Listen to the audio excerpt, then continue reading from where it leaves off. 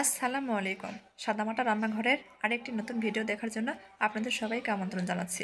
আজকের রেসিপি কলিজার সিঙ্গারা। চলেন দেখি রান্না শুরু করি। চুলার পর একটা হাঁড়ি বসে দিয়েছি, চুলা অন করে দিয়েছি। হাঁড়িতে পরিমাণ মতো তেল দিয়ে দিয়েছি। তেল গরম হয়ে গেলে কাটা রাখা পেঁয়াজ কুচি, কাঁচামরিচ কুচি দিয়ে দিয়েছি। একটু নাড়াচাড়া নরম করে ভাজে নেব। ভাজা হয়ে গেলে এর মধ্যে গরম মশলা দিয়ে দিব, 2টা এলাচ, 2টা লবঙ্গ, 2টা দারচিনি দিয়ে আর কিছুক্ষণ ভেজে নেব। ভাজা হয়ে গেলে হাফ চামচ আদা রসুন বাটা দিয়ে দিব, দিয়ে নাড়াচাড়া কিছুক্ষণ ভেজে নেব। পরিমাণ মতো পানি দিয়ে দিব গুঁড়া মশলা দেওয়ার জন্য। হাফ চামচ গুঁড়া মরিচ, হাফ চামচ হলুদ, স্বাদ মতো লবণ, হাফ চামচ ধনিয়া গুঁড়া, হাফ চামচ জিরা গুঁড়া দিয়ে পেঁয়াজের সাথে গুঁড়া মশলা ভালোভাবে কষে নেব। মশলা থেকে তেল ভেসে উঠলে আমি আর একটু পানি দিয়ে দিব। ভালোভাবে পেঁয়াজটা কষে নেব, মশলা কষে নেব। মশলা কষানো হয়ে গেছে। এখন আগে থেকে ছোট ছোট টুকরা করে কাটে রাখা কলিজার মধ্যে দিয়ে দিব। কলিজাটা আমি আগে থেকে কাটা ধুয়ে পরিষ্কার করে রেখেছিলাম।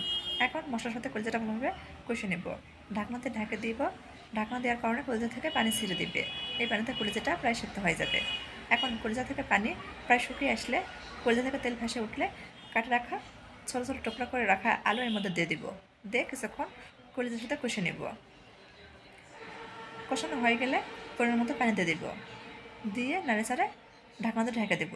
আর বারবার ঢাকনা খুলে নাড়াচাড়া দেব যাতে করে পুড়ে না যায়।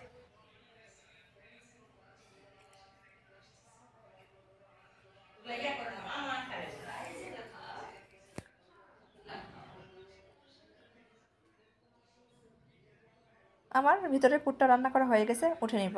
এখন সিঙ্গারার খামির তৈরি করে নেব। সেজন্য একটা বাটিতে 2 কাপ ময়দা নিয়েছি, স্বাদ মতো লবণ, হাফ চামচ কালো জিরা আর 2 টেবিল চামচ তেল দিয়েছি। এখন এই শুকনো উপকরণ ভালো করে মাখে নেব।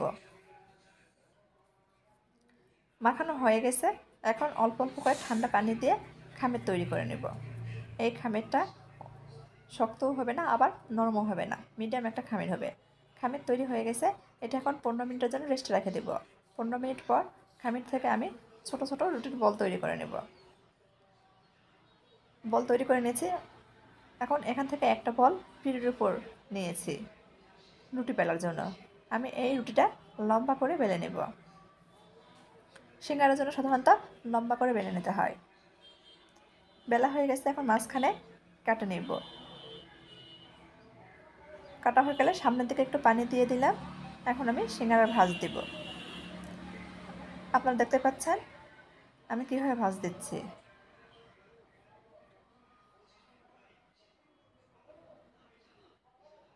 এটা বললে বোঝানোর কিছু নেই, দেখেই বুঝতে হবে।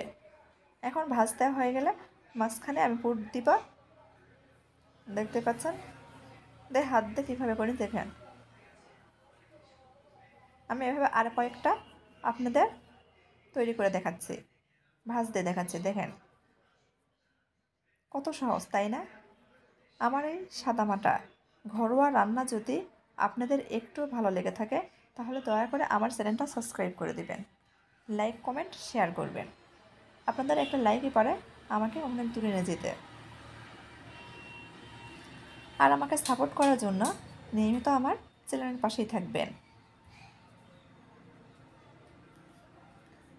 আমার কথাবার্তা রান্নায় কোনো ভুল হয়ে থাকলে সবাই ক্ষমা সুন্দর দৃষ্টিতে দেখবেন।